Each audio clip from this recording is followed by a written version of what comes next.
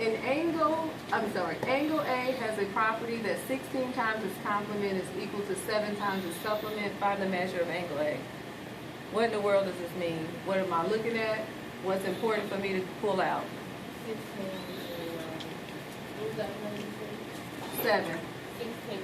Okay, good, perfect. I need 16, I need 7, but I also need, is 16 times what? 90 minus x. Good, we got that down, yeah. Why 90 minus x? Because it's the complement.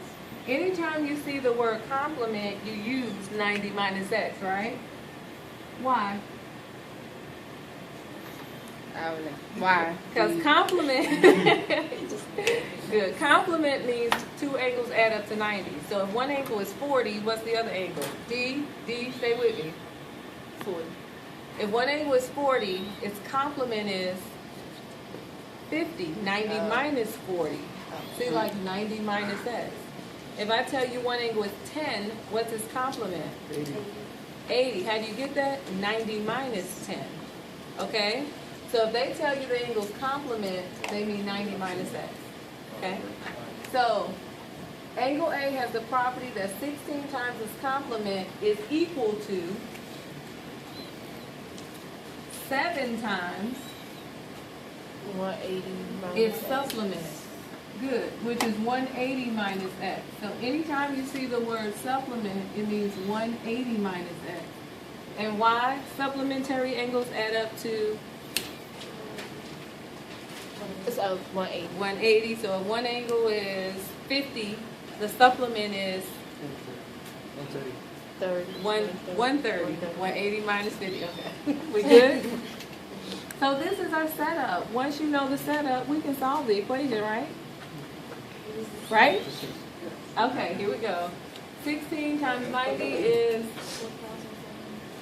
1,440. 16 times negative x. 7 times 180 is 1,260. 1,260. Thank you. And 7 times negative x is 7x. It's minus Negative 7x, 7x. right? Okay. Are we good so far? Now what? Subtract 1260 from both sides. You can. But my recommendation is that you ground your x and then solve for your x. You see what I'm saying?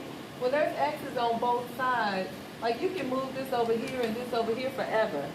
But until you ground your x and have an x on one side of the equal sign, that really dictates what you do. Okay? And I'm not saying it's wrong to do that. What I'm saying is it's best, a best practice.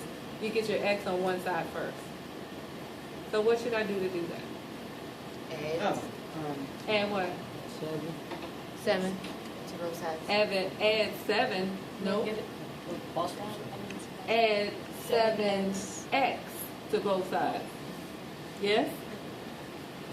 So plus 7x plus 7x. We have 1,440 minus 9x. Now what? Now subtract 1260. Who?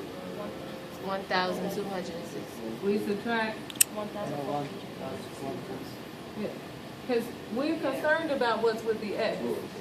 So that's what we get rid of. We don't care about what's over there. That's going to be what it's going to be. So I have negative 9x equals 1,260 minus 1,440 is a negative, who? 180. Are we okay with that? Let me pause for a second. And then what do I do? A negative divided by negative is a positive. 8 goes into 9. 2, x is 20. So the measure of angle A is 20 degrees. I'll take questions.